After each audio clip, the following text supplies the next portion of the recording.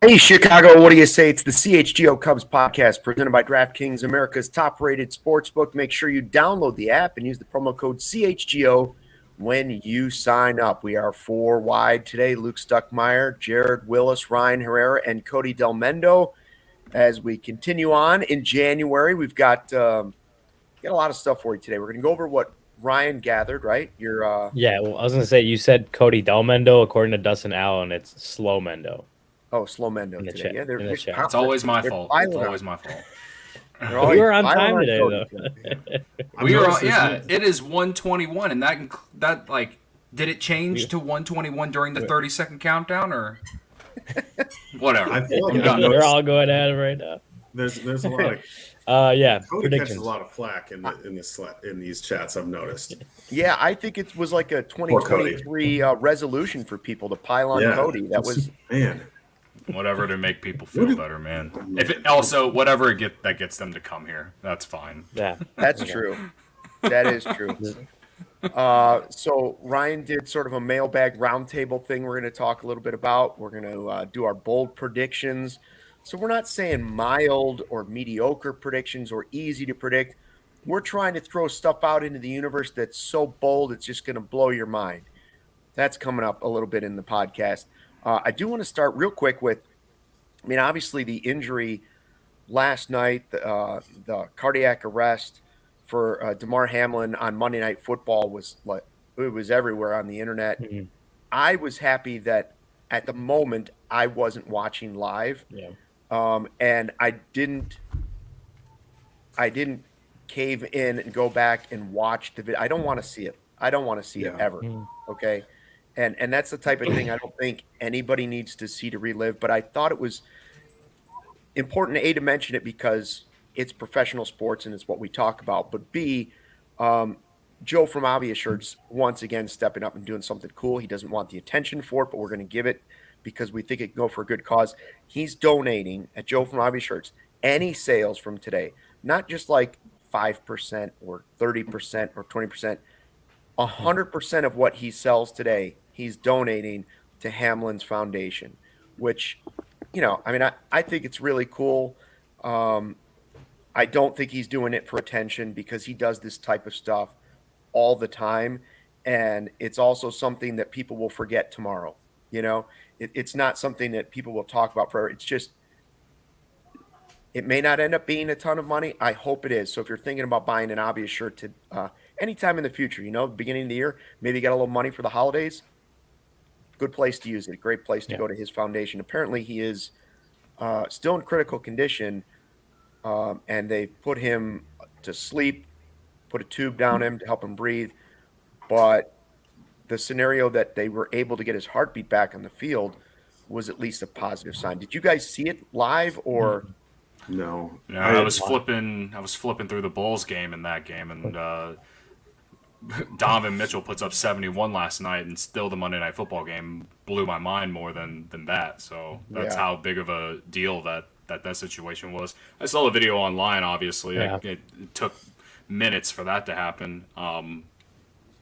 Very cool from Joe Johnson. I seen that tweet, but I didn't. I guess I thought he was just sharing like his Damar Hamlin's foundation, but to see that he's actually donating all his sales from today too, that's really cool. And it just speaks to the type of person that he is, as someone who knows him, someone who is there too many Obvious shirts to have? Like my entire closet is full of them. He's got a great company. He's a great person. Everyone who works with them, they're great people. So definitely worth the time to donate to a good cause. I see Shane saying 4.4 million. I'm sure that is the GoFundMe, not the amount of T-shirts that Yeah, Joe has sold today. But he. I know he had there was a GoFundMe that Damar had for. It was a fundraiser for children for gifts for children. Mhm. That Foundation, yeah. And I think if I understood it correctly, it was like an old link from a long time ago that was still live.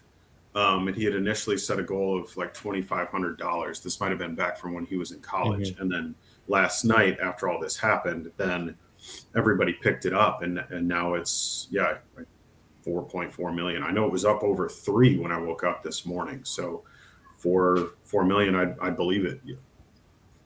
yeah, we're not. Yeah. I'm not saying I'm like Dan Rather here breaking the news, but it's this. From what I read, it sounds like it was a cardiac contusion, like a bruise or hit to the heart when he made the tackle, and then it kind of can send your, at least this is what I've read, can send your wiring just kind of haywire, right? Like, and that can, I don't know if you've heard this, but I know that can happen in baseball. Like, um, a baseball can hit, a pitch or a line drive can hit somebody in the chest just the wrong way at just the wrong Yeah. time. And I mean, that's scary stuff. That's when fantasy football scores, all of those things are just totally irrelevant. Just So don't When matter. I watched the replay, it looked like a normal football play. Like it mhm, wasn't some like gruesome injury that looked like. It's just the fact that he got up and then just collapsed. I think that's what yeah, has everyone like, you know, Yeah. very upset or feeling it today. And I mean, I know that they've done things to make guys more protected in the NFL these days. But I've never seen like something like that happen on the No. football field. We've seen some gruesome injuries. Johnny Knox, if you want to use the Bears as one. But mhm, like I've never seen Yeah. anything like that. And like all those guys who've had those gruesome injuries, it's not like their life was on the line. It felt like this guy's life was on the line in that moment. So I guess that's my perspective on it, on how we should look at it. So yeah. yeah, I it's I just mean, it's crazy. the I way I know. looked at it was just it was insane. I don't know how true the whole you have 5 minutes to warm up kind of thing. I think from reading about it, like right, that was more procedure kind of thing than anything. And I guess the Mm. NFL eventually made the right call to not make them play the game. Just the fact that it took an hour. Like I couldn't imagine, like Luke, you mentioned something like that happening in baseball. I couldn't imagine, being in the press box and then expecting the Cubs and whatever opponent they're facing try right. to play a game after something like that happens on a field. Like I couldn't imagine that. It's like when But Daryl Kyle passed away, and Joe Girardi had to come out and say, "We're not playing this game. Yeah. This is too important." I mean, you have to remember that the guys on the field are not only teammates, a lot of them are really close friends, and their families are close. And I mean, even if you didn't know the person and were friends with the person on the field and whatever the sport might be, if you see somebody go down like that at any workplace, it's gonna be something that's gonna bother you the rest of the day. So, anyways, I wanted to point out Joe from Hobby Shirts. If you're thinking about buying a shirt, today's the day to do it, and it's certainly for a good cause. Now, Ryan, you at allchgo.com, you had kind of like a round table. Jared was part of it, mhm. and it was what do you want to see in 2023, right? That was sort of Yes. the gist of the round table. Um, I did like right off the top Brendan Miller saying he wants this is the if there was one comment in it where I thought, yep, I'm on board with that, and I was on board with 99, I think, percent of the stuff that was said. Brendan was like, I want to see the young position player prospects add value to the major league team like the pitching prospects did in 2022. I don't know if that's possible, but if the Cubs were able to do that, if you were able to have Matt Mervis and or Brennen Davis or PCA at the end of the team, or maybe it's a young pitcher, I would even consider I would consider Cody Hoyer even in this group, despite the injury and the time that he spent in the major leagues already. If those guys can start to impact the team the way prospects did last year, the Cubs will be in good shape if they can continue to make that prospect. Do you think it's possible that the position players could do it? I know Cody Hoyer has a shot to be maybe a closer. But really, we're talking about the position players. Yeah, I think looking at that, I know Brennen Davis is the big one. We Tommy Birch at the Des Moines Register. Cody, you sent that link to us. Kind of got an update from Cubs Vice President of Player Development Jared Banner saying that pretty much he's full go, right? Like no, like nothing kind of stopping him from doing baseball activities right now.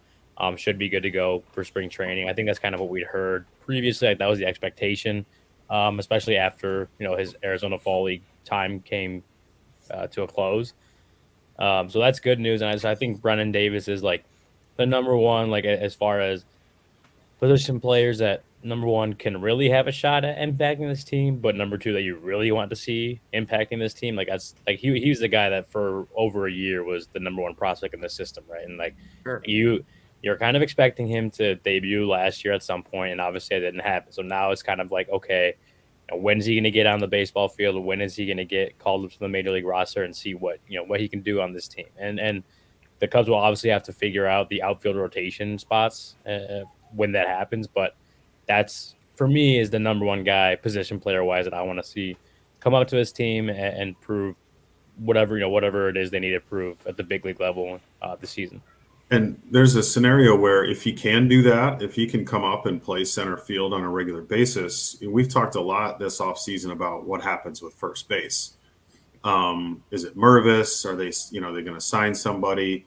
But there's a scenario where if you have Brennen Davis playing center field at least a little bit, then Bellinger can become sort of, I don't want to say your first baseman, but he definitely is going to spend a lot more time there. Mm-hmm. And we'll talk about this later, but I'm actually pretty high on Bellinger going into the year. So I think that to me is, you want to talk about a position player impacting your roster. If you can count on Brennen Davis in center field with some regularity, slide Bellinger over to first, that suddenly what feels like a really big hole isn't such a big hole anymore. Right. And that's kind of like been my, I guess my tug and pull with myself as a fan over the last month, as we've talked about free agency and like my frustrations with the Cubs on the second tier free agent market. I don't care so much if Brennen Davis is like a valuable player next year for the Cubs. I just wish that the Cubs didn't bank on that, and that's kind of like my issue with that situation. But yeah, he was the number one prospect going into last season. The only reason he fell to number two is because of the back injury that turned out to be not as bad as we all originally thought it would be. And now he's going to spring, at least according to Jared Banner, that, no, he's not going to have any like restrictions or anything like that. So that's good news. And,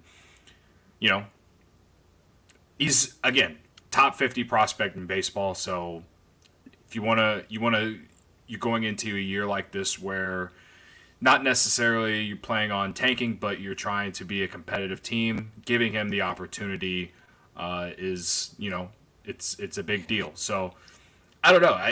The only thing that kind of, leaves me a little nervous still, though, is when will they finally give him the call? Because I don't think we all think he's going to be on the opening day roster unless he has some huge spring, I guess. But I think we can all sit here and say that we don't think that has had enough AAA at bats yet. So I don't know. That's where I'm at with it. But it is good to see that that he's healthy. Yeah. Again, it's allchgo.com is Ryan's article. And again, you can still be a diehard and get even more articles and discounts and all those things. But this one is just allchgo.com. Go ahead, from Ryan. every Chicago sports team. I was going to say that outside of Davis, like I said, he's probably the number one guy I want to see. But Matt Mervis is obviously a big one. Right on the cusp. If he doesn't make it in the opening day roster, he's probably not that far away. So he's another guy. Alexander Canario, you hope that he gets a shot at some point in 2023. There's really, again, in that article from Tommy Birch, Jared Banner said there's really no timetable for his return. So I guess we just kind of have to wait and see when that happens. But even, you go down the list a little bit, and a guy like Jake Slaughter it is a name, and he only got up to Double-A Tennessee last year. Hit pretty well there. You could probably see a scenario where he's starting the season at AAA and plays well. And he's a third baseman, and we know the Cubs third base depth isn't like top tier in the majors. So that's definitely I could see a scenario where he gets a shot in the major league level. I mean, I don't know how well he has to play next year to get that. He's not on the Cubs like top 30 list as far as MLB pipeline, but he did have some success last year, and maybe that translates into a little bit of major league success if he gets a shot. So that's like an under the radar type of position player prospect that the Cubs have right now for me. Yeah, and his other update from Jared Banner's report over to the Des Moines Register with Tommy Birch was that Miguel Amaya is coming along from his injury too. I was surprised to see that. So, he's a guy that could appear into the future because we don't know what the catching situation is. We've been waiting and waiting, but injuries and COVID seasons and all kinds of things have gone wrong for him. But another guy that was very, very highly thought of in the Cubs organization and still is, but he's been kind of derailed a little bit by injury. So I think all those guys, every time I hear Matt Mervis, I think I'm going to hear Matt Merton, and it drives my brain crazy. It kind of zones out a little bit. But I don't know who would be the most important player out of that group to emerge. Like, if you could have one of those players or any player on the Cubs emerge as a star, legit star this season, I don't know which player I would say it would be. Like, sure, you would love to have Steele emerge as a star. You would love to have Nico Horner, if he's not already there, emerge as a star. But if Mervis or one of those prospects could emerge as a star player or even show that they have that star potential, huge boost in this rebuild system. That's for sure. And I hate to, I don't want to be like the downer here, but I feel like we have to acknowledge the reality that Mervis has had one good year in the minors. Yeah. And not even that much minor league experience at all. So we're basing a lot of this expectation on one season. And, I sat through the Micah Hoffpowers and the Brian LaHares and these, power hitting first basemen that were coming out of the Cubs system that were supposed to be, the next Derek Lee or something like that. And they just turn into 4A players. So I would just caution everybody not to pin too much on Matt Mervis is going to come up and he's going to be this guy. I'd love to be wrong about this. I wrote about it in the roundtable. I hope I'm proven wrong. Please let me eat these words. But my expectations for Mervis are quite low. I don't think, like Cody mentioned, I don't think he gets called up until May, maybe. We're talking like maybe 2 months into the season. And even then, keep expectations low. And yes, Brian LaHaire was an all-star, but every team has to send one guy. Yeah. And that was just one of those years. What was that, 2012? Was that the year he was an all-star? That sounds right. 12 or 13, it was a 100 loss season. So I will say this about Mervis, though, is that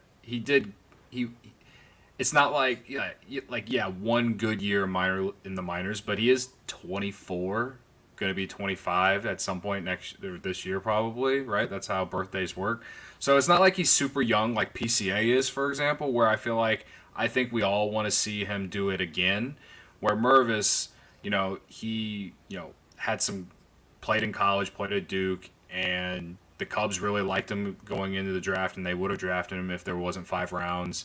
And so, yeah, I'm with you, tempered expectations, but it's not like he's 19, 20 years old. It's, he's in his early 20s. And again, with tempered expectations, what much more in the minors do we need to see from the guy? Yeah. I mean, that's just where I'm at with it. But again, that's why, Mancini or Hosmer, it looks like Dom Smith is going to the Nationals, pour one out. Like whoever it is, like Luke said yesterday, they need an insurance policy.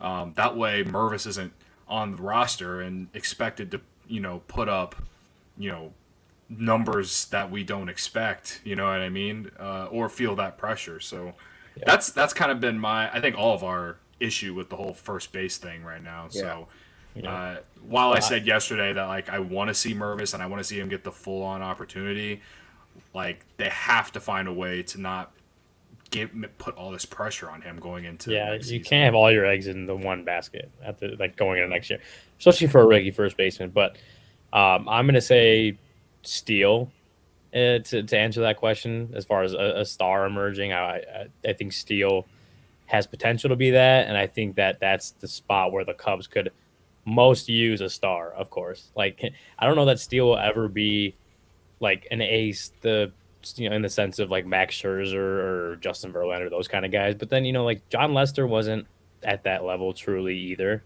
Like John Lester was a very very good Oh, Corey's pitcher. going to be so mad. Corey's going to be so He, mad.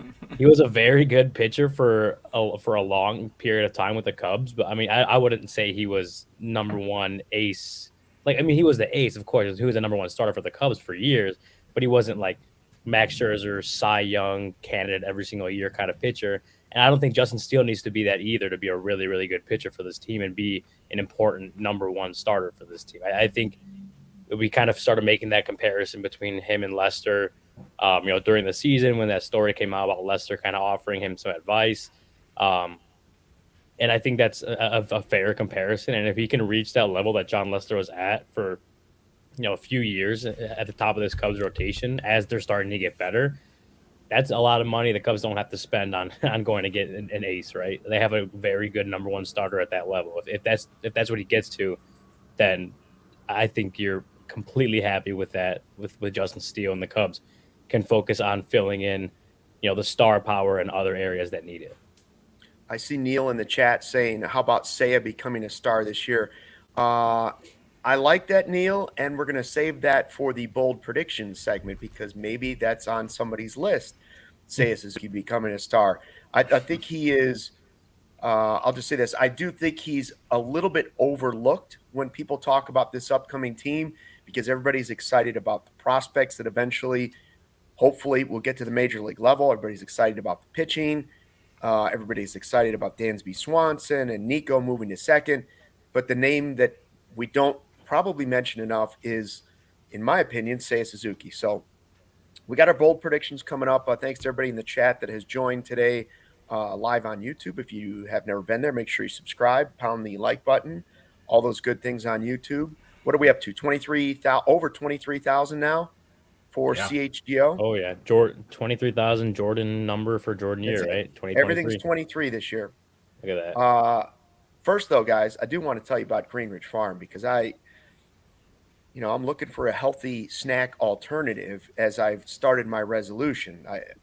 There was some buttercream icing my wife had set aside for some cookies over the holidays that was still on the countertop this morning. And let me tell you, my whole body started shaking when I saw it. I just was like, oh, I got to go try. I got to have some. I held off. I didn't do it.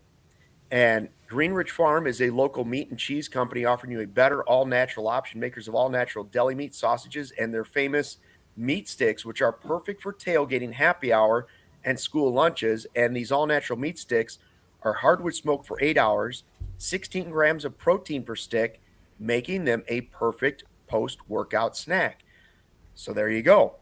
Meat sticks come in chicken, Black Forest beef, jalapeno cheddar, spicy chili, delicious because they are made from recipes generations in the making, and being all natural, they deliver a fresh, flavorful alternative at snack time.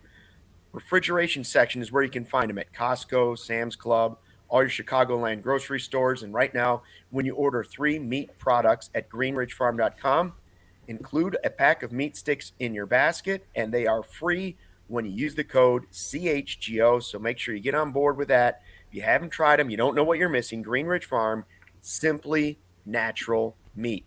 So I'm thinking post-workout, we'll get there. When I get to the workouts, we'll get there. And then Greenridge Farm, little meat stick, give you the protein, help build the muscle. And the thing is, like, we haven't had a tailgate in a while, and we're going to start them back up next football season. I mean, Greenridge Farms was there at every single one, right? Greenridge Farm was awesome. And the other thing you can do, you go to the tailgate, you get the Greenridge Farm, and then you want to go to the Bears game, and you can buy a Bears ticket from there, right? It's that easy. Game Time, use Game Time. That's our friend. That's our app, and that's where you should get tickets if you're ever needing to go to a Bears game or any other game in Chicago, because Game Time is the hottest new ticketing site that makes it easier than ever to score the best deals on tickets to sports, concerts, and shows. Ever dreamed of sitting in a seat you never thought you could? A 50-yard line, courtside, behind home plate, floor seats at a concert? It's possible with the Game Time app. The biggest last-minute price drops can be found on the seats you thought you could never buy. You won't find a better deal this season on Bulls tickets. Cubs and Sox are starting up soon. Blackhawks still going. I mean, I guess the Bears have another game left, but they'll be back. They'll be back later in the fall. But that's where you can find the best deals. It's on Game Time. Game Time's created by the fans for the fans. Guarantee the lowest price. If you love CHGO, then you'll love Game Time. The best way to support us is by buying your tickets through the link in our description. Join over 15 million people who have downloaded the Game Time app and score the best seats to all your favorite events. Very good. Very good. You can also use the Game Time app if you go to Evanston tomorrow and watch Illinois and Northwestern. So, a non-top 25 team. Yeah, a non-top 25 team. Man, you can go get your heart broken in person tomorrow, like I will. If Illinois loses to a Big Ten school that should be in the Ivy League, I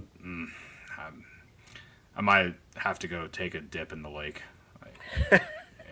I have never done the polar plunge, by the way, but before we get to the bold predictions, also, did everybody see Rafael Devers signs a 1 year, 17.5 with the Red Sox to avoid arbitration?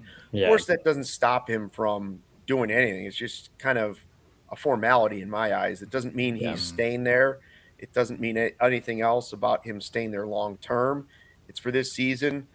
$17.5 million sounds like a pretty good deal for Devers to me. Yeah, and he's a guy I would keep an eye on come trade deadline, because given what it looks like the Red Sox are probably going to look like this year, I could see him getting shopped a little bit. So we talked a lot in the last week or so about Devers as a trade candidate now, but that doesn't mean he's off the block in July. So who knows? You want to talk bold predictions? If the Cubs are having a successful first half, maybe they are the buyers at the trade deadline. What's his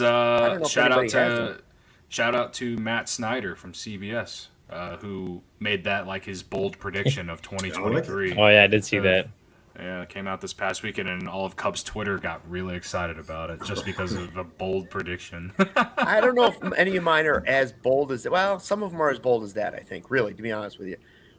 So we each made 3 bold predictions, right? And hopefully these aren't – Matt Mervis will get called up. That's not necessarily bold. Like, I think it's – likely that at the end of the season, at the very least, you would see Matt Mervis. I think based on the roster, it's possible he'd be up before that, despite everything you hear. But we'll see. Who wants to go first with their first bold prediction? I can. All right, we were Cody, talking about. I expect Cody to be super bold. I expect Cody's to be out there like Miguel Amaya is already better than Yadier Molina. Like that's the type of bold I want to hear. I should have put that down. I regret not doing that now. Yeah, you can change it still.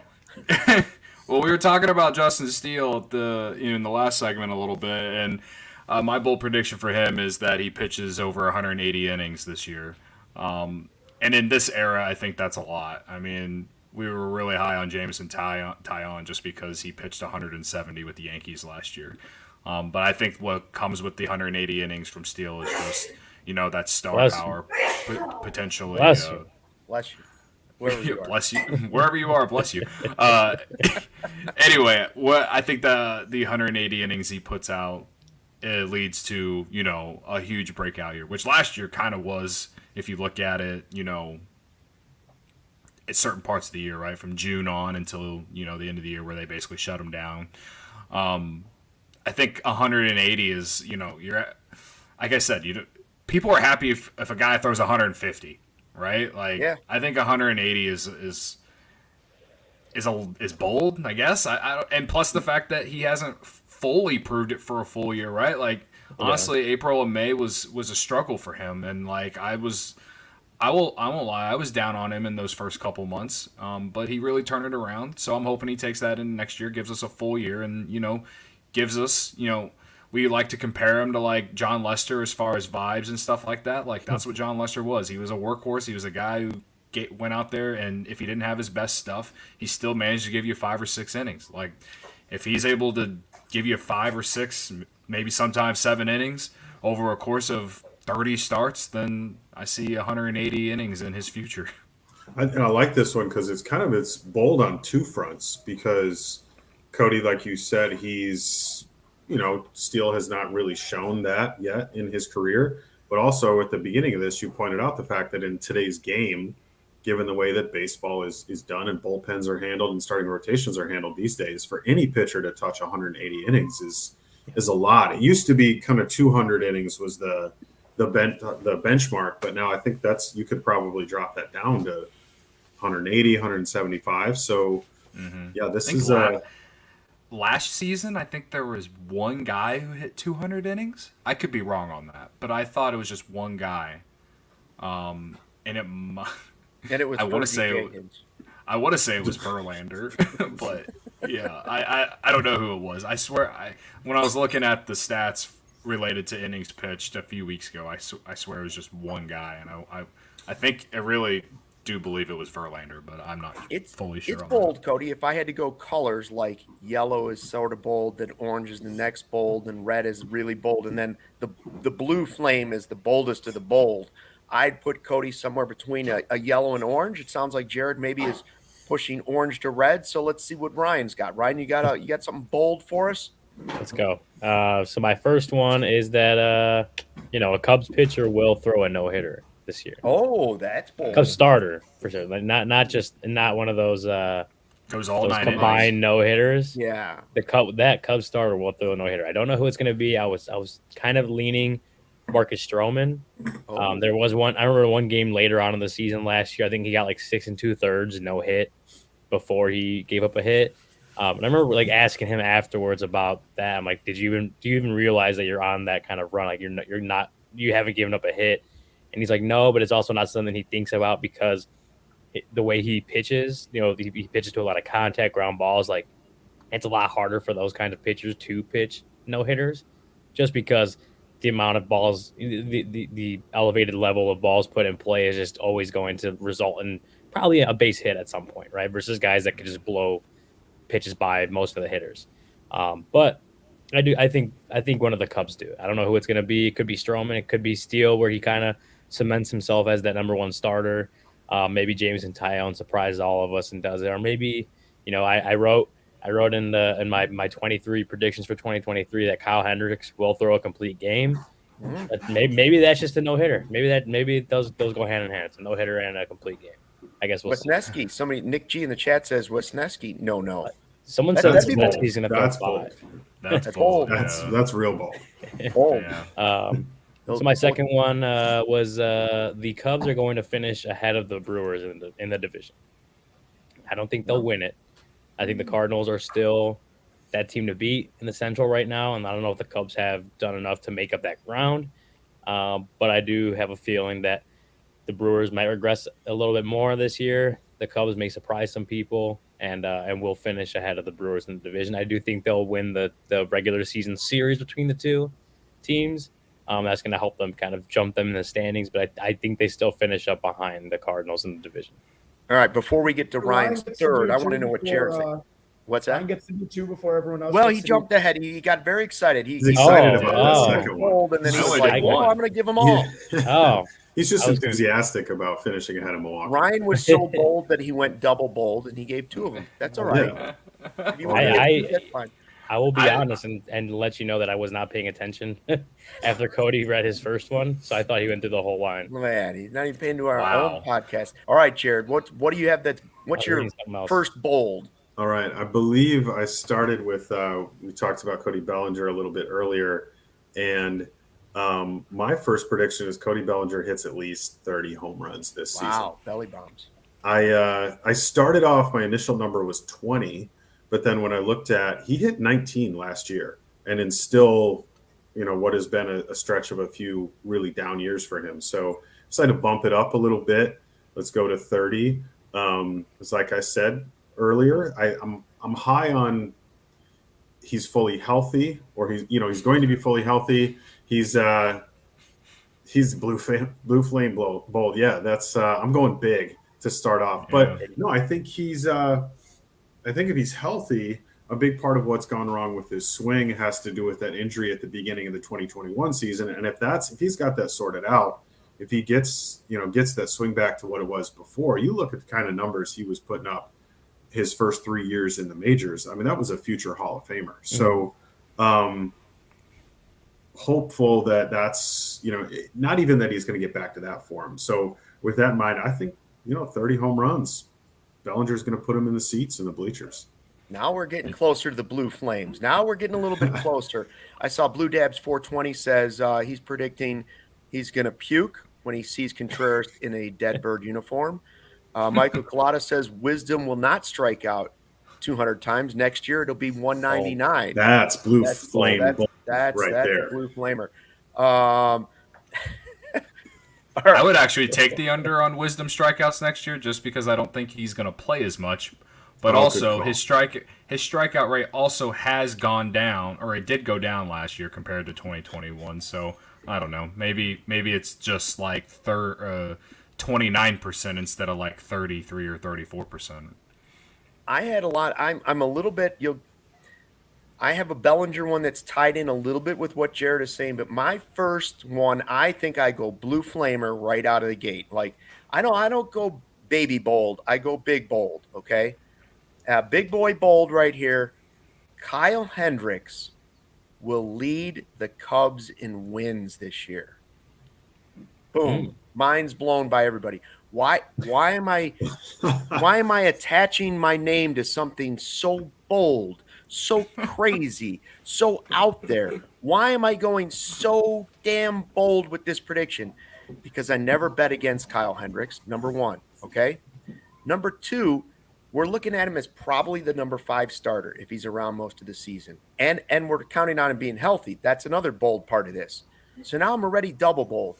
But as the 5 starter, his matchups, he doesn't have to go against the ace. And I think you're going to find out that Kyle Hendricks does really well going up against another team. So he's going to be in the games a little bit longer. Even in the games that he struggles in, Kyle's the type of guy where if he has a bad first inning, which happens a lot of times, he could stay in the game long enough to stick around and still get a win because he figures something out.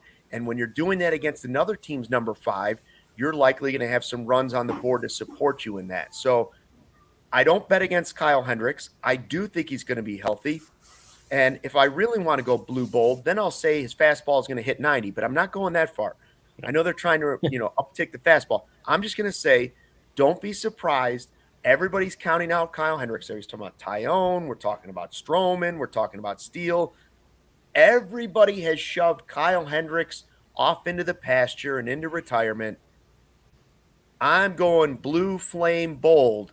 Kyle Hendricks will lead the team in wins. That is bold. I wrote about it I think 2 of us mentioned him in the roundtable. I think all 3 of you did. I think all 3 of you about a bounce back candidate. Yes, he was our bounce back candidate. And I even said it, like we're all forgetting about him and just sort of writing the guy off. He's only 33, I think, 33. So, and technically, I think that 2023 is sort of like a contract year for him because there was like a vesting option for 2024, but he didn't qualify for it. So it rolls over into a club option, one that I don't know, unless he's really just lights out this year. Maybe they're not picking. So it's a contract year. He's fully healthy. He is Kyle Hendricks after all. So, it's a blue flamer, but maybe not top of the scale. I don't know. It's up there. I don't know if I even fully believe it, but it's my bold prediction. Okay. I think there is a path to where that could happen. I don't know if that path is necessarily the best thing for the Cubs. I think you'd like to have Kyle Hendricks have a bounce back season and be in the middle of the rotation for wins, but it wouldn't be terrible if he totally had a bounce back season. So let's see. Ryan's done 2 already. Yeah, I did. Cody, do you want to do another one before we go to break? Sure. I'll do another one.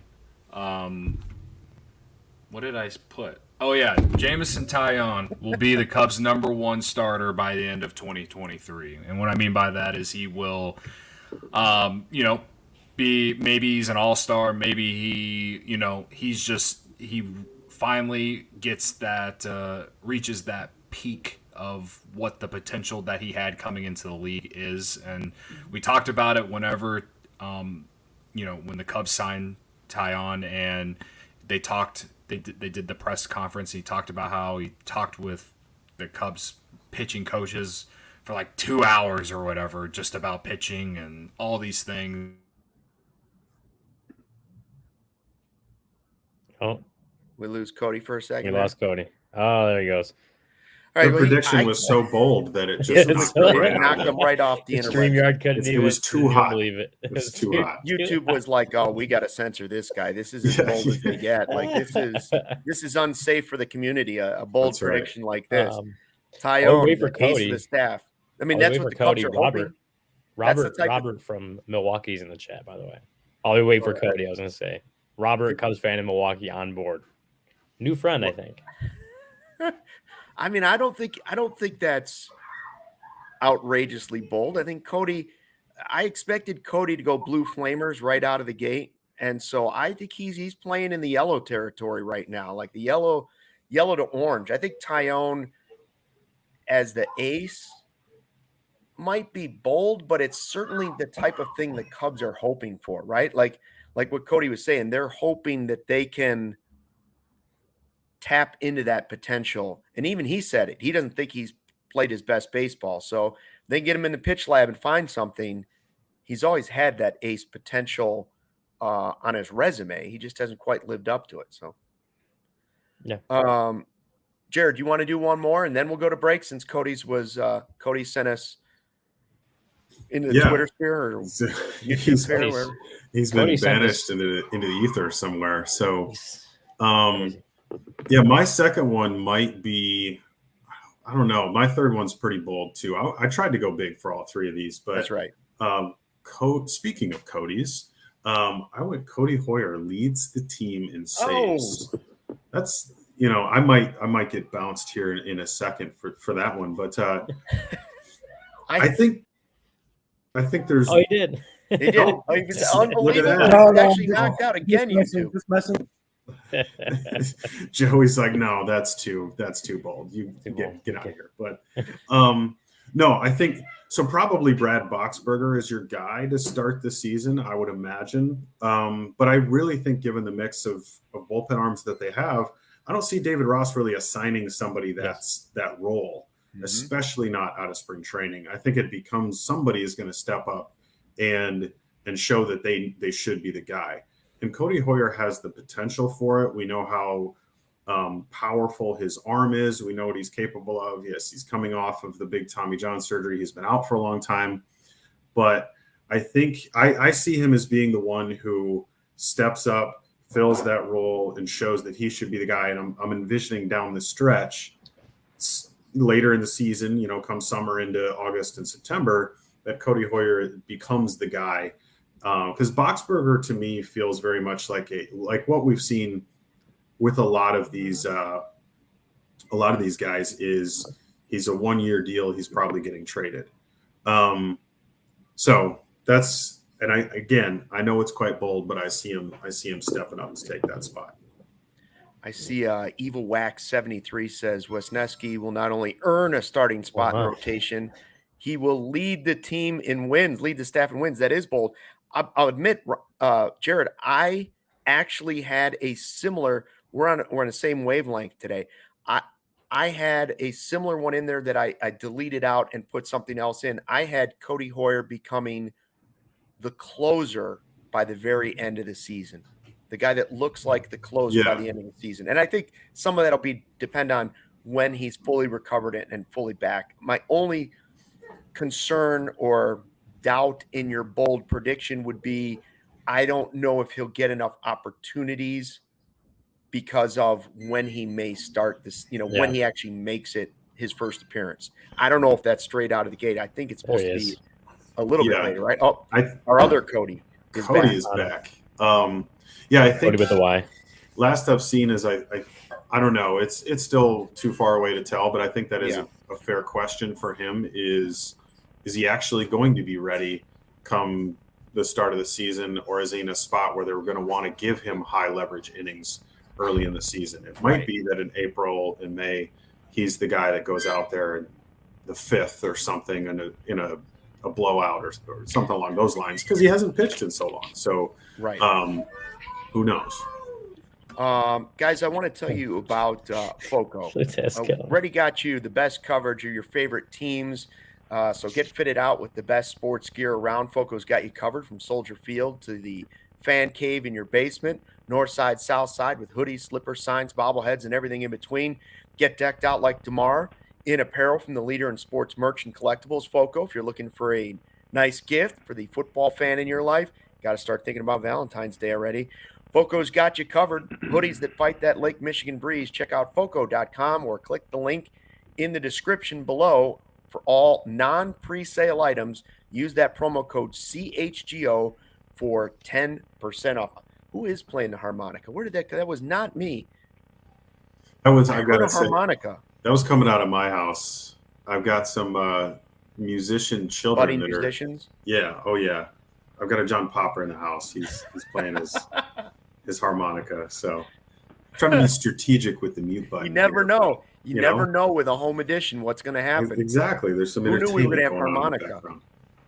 Well, they've got a drum set too, if we want to get real serious. Well, maybe we hold off on that if possible. Cody, what about Chi-Town Cornhole? Are you with us? You on the cornhole? You guys hear me? I'm laughing at the chat just like Ryan is for obvious reasons that I'm not going to say on air. That said, Chi-Town Cornhole, it's a new year. If you Oh, there he goes. Chi-Town Cornhole. Let me see if I've got it when we dig around here in my files of Chi-Town. I'll take over Chi-Town Cornhole. I met you Tom. Met him. You got it, Ryan? Yeah, but you met him? No, yeah, he came to the most recent tailgate, and we actually played cornhole or bags in like a hurricane wind, and he beat me and my partner. I'm trying to think who I was playing with at the time. We did teams, and we got crushed because Tom not only owns Chi-Town Cornhole, but he also dominates at bags. So, all right, Ryan, we know your microphone's good. If you have the cornhole read, go ahead and do it. I'll take it. So Chi-Town Cornhole, Chi-Town Custom Cornhole, the #1 cornhole provider for Chicagoland and Illinois since 2007. Their signature box style design can be digitally printed, covered in vinyl, and painted. Their cornhole boards come with built-in drink holders recessed in on the back, LEDs that light up the hole, and exterior handles for easy carrying, and handcrafted scorekeepers. Chi-Town Cornhole is veteran-owned and operated. They can ship anywhere, and they also offer local pickups. They specialize in corporate designs for your company's next marketing or social event, wedding gifts, and gifts for all occasions, and especially for tailgaters and backyard barbecues. Go check out their website, chitowncornhole.com, and make sure to follow them on Instagram at Chi-Town Custom Cornhole Boards. I remember Cody talked last week about how Justin Verlander and Kate Upton probably like to play bags. You can too with your significant other with Chi-Town Custom Cornhole. Very good. Pause. Jerry Potts says, bold prediction. Pedro Strop gets an invite to spring training and makes the team. I saw that he would kind of like to, make an appearance, try and make a comeback. That would be blue flame bold. I just don't think that's the direction the Cubs are going. Like, they're trying to find young guys to fill that. That's why you didn't see them sign Kimbrel, for instance, right? Like, everybody talked about Kimbrel. It's like, I think they're more interested in development than they are in, hey, let's find lightning in a bottle and an older guy and hope that we win the division with that. So that's just my guess, but let me tell you, that would be bold for sure. Cody, can we test your mic? Do we have Cody or not? Or is he? Do you guys hear me? Oh, Cody is just. He's been muted. I unplugged my mic. Now you sound like quiet. A robot. Yeah, kind of. He's gone. the chat is going to be all over. If they were all over Cody, and now he's having technical difficulties. Yeah. So Mac Gregory says rare Cody L. I don't know if it's rare. Exactly. I don't know if It's it's just rare, nice to but win one. If we can get Cody back, it'd be just nice to win one before the end of the show. So Ryan, you've done 2. Jared has done 2. Cody has done 1.5 based on his internet problems. I'll go with my second one, and this isn't as hot as the other one, but I still think I'm orange flame bold when I get into this. I say Brennen Davis will make his major league debut this season because some people think this just might be a AAA rebuild yourself. I think he not only gets to the major leagues and makes his debut fairly early in the season before the All-Star break, and he will flourish when he gets there. I think based on, and I base this almost solely on just a report that there are no limitations, was what Jared Banner told the Des Moines Register, right? Just today. No limitations on him. He's already there. He's been working in Arizona. He's busting his tail to get back to being what he was. We don't hear the word pain anymore. And remember, this was the Cubs' top prospect. And if he's healthy, I love that we thought he might make the team out of spring training last year. And then we were wondering, like, what's going on with him? Why is he struggling in Iowa? I don't think he needs a ton of time at Iowa if he shows that he's healthy. If he shows he's healthy and he's contributing, that allows them, if Mervis does make the team and is playing first base, it's what Jared was saying earlier. Bellinger becomes a more flexible position. Now you can put Brennen Davis into the lineup and you can pick and start him wherever you want for good matchups, and you can make it a really nice role for him. So I say Brennen Davis makes his debut this season, not only makes it, that he flourishes at the major league level. And so you may say that's not super bold. Guys, he had back surgery and he went to the fall league and they shut him down in the fall league as well. So anybody that's coming off back surgery, even if it wasn't structural, for me, it's a big, big deal if this guy's able to get to the major league level this season and contribute and flourish. And I'm hoping and I'm predicting that's what's coming for Brennen Davis, because everybody that's ever told me that knows anything about prospects, they all say Brennen Davis is that guy. He is that guy. Yeah. Don't doubt him. Like every prospect, every player we've talked to, they all say Brennen Davis is that guy. So if he is and he's healthy, I expect to see it this season at the major league level. Yeah, I mean, I made that prediction in my one. Well, as far as like him being up before the All-Star break, I'll buy that he's healthy. He proves he's healthy and performs well enough at AAA to get called up, I guess, relatively sooner than later. You definitely hope to see that. I guess we'll have to see when that happens, what he can do at the major league level. I like the boldness of you saying he flourishes, because I don't know that I would predict that myself. Right. But obviously, that's why it's a bold prediction. Nobody uses the word flourish anymore, so already it's bold. That's why it's a bold prediction. But I will buy that he's up before the All-Star break, and we'll have kind of plenty of time to prove himself this season at the big league level. I can buy that. Luke, I think I buy it too, just because, like you said, maybe the bigger question mark is health, not ability or amount of experience in the minors. It's just a question of, is the guy healthy? If he's healthy, then I don't see any reason why he can't do that. Right. Yeah. All right. Well, I mean, I think it's, I still think it's bold, but I also think it's realistic. It's a possibility. And again, if you're just tuning in, Cody's having all kinds of technical difficulties. He thought we were doing a buzz prediction. His microphone's been buzzing. It's not bold, it's buzzing. We're having a problem with that. But we're on our bold predictions. Ryan has made 2.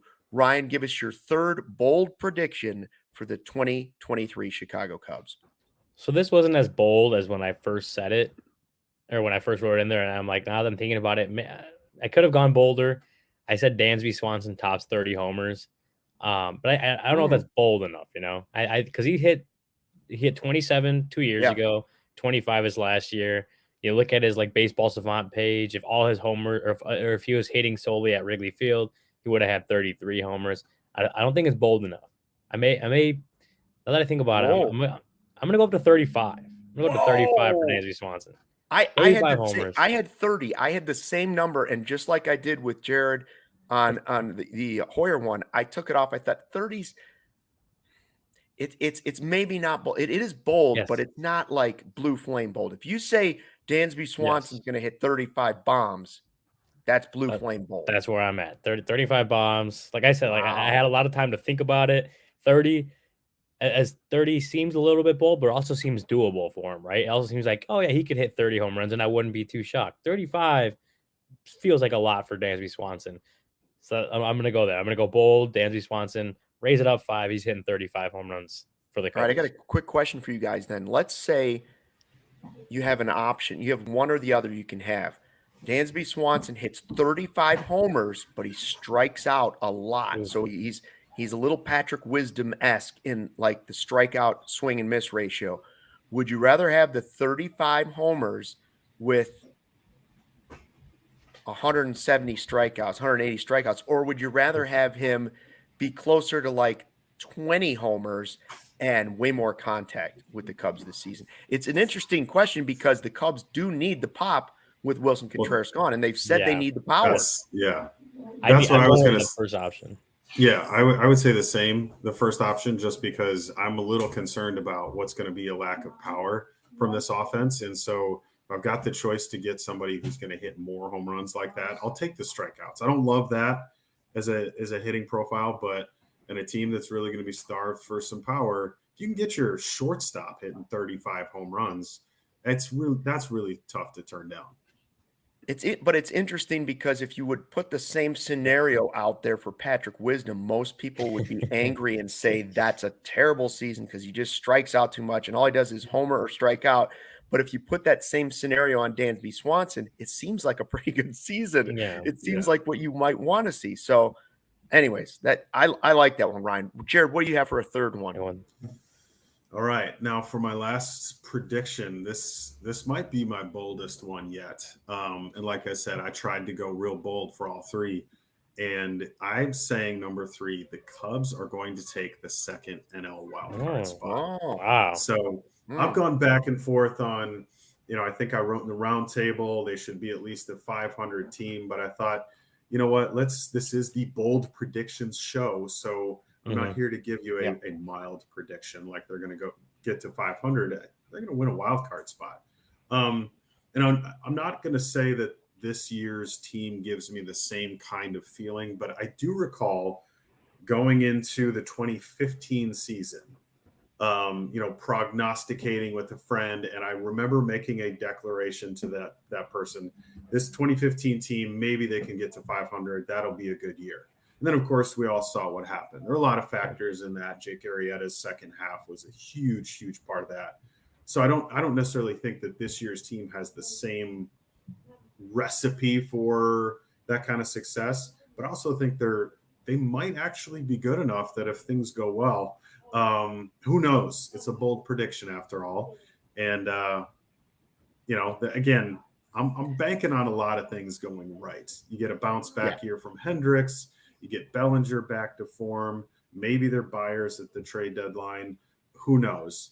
But if we're going to go bold, I'm going bold and all wild card. Yeah. The thing is, like, it is 100% bold, but like we're just doing the math and like looking at the teams. Like you're saying, the Cubs are going to not only take a big step forward, but take, they'll jump 2 of these 5 teams: the Braves, the Mets, the Phillies, the Dodgers, and the Padres. That they'll have to jump 2 of those. They'll jump 2 of those 5 teams with the additions they've made versus what the Cubs have made. It's bold. It's bold. We're saying Collada's thirsty because his chat was, whatever you're drinking, I want some. And let me tell you, I agree that Jared's was bold, but again, this is one that I considered in my head, and I was going to take it a step further, and then I realized this might not be sensible. I was going division winner. I was going to say so bold. I'm like, nobody thinks the Cubs can win the division because they didn't do some of the major things in the offseason. But at the same time, I look at the Cardinals, and while they are clearly on paper the best team in the division, I don't think the Brewers, I agree the Cubs will finish a better record than the Brewers just based on their pitching. But the Cardinals are betting on Goldschmidt, Arenado, Wilson Contreras, names like that, Jack Flaherty, they have a lot of guys that are really good, but are also starting to creep up in age a little bit. And that's where the injuries start to come in. And baseball's a crazy sport. Just because you have the best roster going into the season doesn't mean you're going to win the division. So I would almost take Jared's one step further and say, well, heck, if we're going to say wild card, why not just say division winner? So I should have gone Boulder. Cody looks like, my little boy's reading a book called The Pout Pout Fish with the pout pout face. And right now, Cody looks like he's the pout pout fish with the pout pout face. He's very upset that his microphone hasn't been working. Cody, let's test the microphone and try number 3. Fucking over this. Is it fucking working? It works. There we go. Bold prediction. It works the rest of the show, Cody.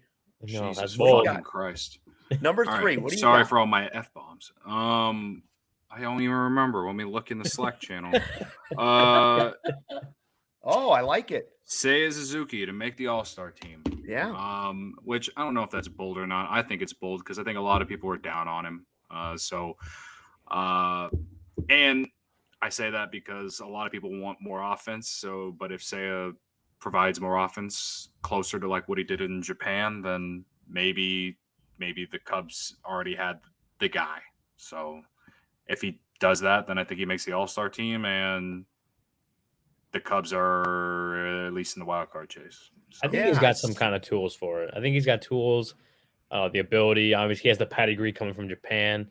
I think there's an All-Star in there. I don't know if this is the year, but I think there's a potential All-Star for Suzuki in there somewhere. Well, when I wondered about Seiya saying something similar to that, I thought, is it too crazy to say the Cubs would have 2 outfielders make the All-Star team? And then I thought, well, that's a little crazy. But Bellinger, if he played up to his potential, would be an All-Star. Happ is already an All-Star. Seiya, we think, has the potential to be an All-Star. If you had to pick one of the 3 guys to have an All-Star season, Cody is saying Seiya. I don't think that's crazy, but I also don't think it's crazy to think Ian Happ would go back there either. Yeah. Well, you think about how dreadful the Cubs' first half was last year, and they still had 2 All-Stars. I think this team is going to improve. I wrote it in my predictions. I think they have 3 All-Stars, at least 3 All-Stars this year. Don't know exactly who that's going to be. I think you can kind of give an argument to Ian Happ. Seiya is Cody's bold prediction. Nico, Dansby, like those guys have arguments. Justin Steele maybe out of the rotation. Like there's Stroman potentially as well. Like there's a few guys that can have an argument.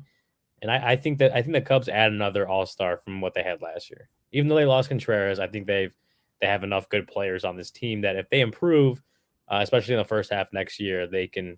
I think they have a few. I think they can have at least 3 All-Stars. I think that's reasonable expectation for them and definitely attainable. That is bold. So are we just down to my third one, my final one for our final bold prediction for 2023? You ready for this? It's a little bit what we were just talking about, so we won't have to do forever, but I believe I'm going to go on a blue flame boulder to end the show. And that is that the Cubs outfield, Ian Happ, Cody Bellinger, and Seiya Suzuki to start the season, those 3 guys in the outfield will combine to hit 70 home runs this season. You're saying You're saying, Grandpa Stuckey, you're out of your mind. You've lost your mind completely. You've gone off into the pasture and you're chasing butterflies. No. Listen to me. We had Jared saying 30-plus home runs for Cody Bellinger. Then we look at Seiya Suzuki. Could Seiya hit 20? Easily could hit 20. Mm-hmm. And you look at Ian Happ. Can Ian Happ hit 20? Boom. Yeah. I could easily see that outfield. We keep looking for the power. I could see them turning in more power than most people and most teams around the league probably think. So I'll put it at 70-plus home runs for those 3 guys. And remember, it is possible that Brennen Davis comes in and starts taking some playing time away from those guys. So I'm counting on big early seasons from those 3 players. And I saw somebody in the chat, I don't remember who it was, said Seiya is going to play in the World Baseball Classic. He should start hot, be ready to go. Hey, good reason. A couple early home runs for Seiya Suzuki.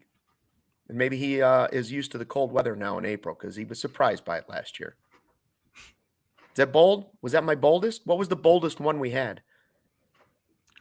I don't know if that was as bold as. I mean, the more you talk through that last one, that sounded less and less bold to me. Kyle done a Hendricks little was my more. most bold. Kyle Yeah, Hendricks is yeah. going to lead the team in wins. That's Might be the pretty boldest thing bold. we said. I think predicting a no-hitter is pretty bold. That's just me. That is bold. Cody Hoyer put a leading the name team to in it, though. saves is pretty bold. It's bold because he's probably going to miss half the year, at least 2 months of the year. I would assume for Cody Hoyer. Like that's what makes it bold. But I guess we'll see. I guess we'll see if Ross names a closer or not. I thought about putting Jeremiah Estrada as the Cubs saves leader as my bold prediction. That's a good option. But I don't know. We were only doing 3, and I couldn't decide which one to put in there. So well, I mean, your second one, you knocked you off YouTube. So I mean, yeah, for we real. didn't want to go too bold with the third one. Jameson Taillon apparently is just not worth talking about in terms of being the Cubs' best pitcher. Apparently, such a hot take that YouTube bumped you for that one. Yeah, they were like, this isn't safe for society.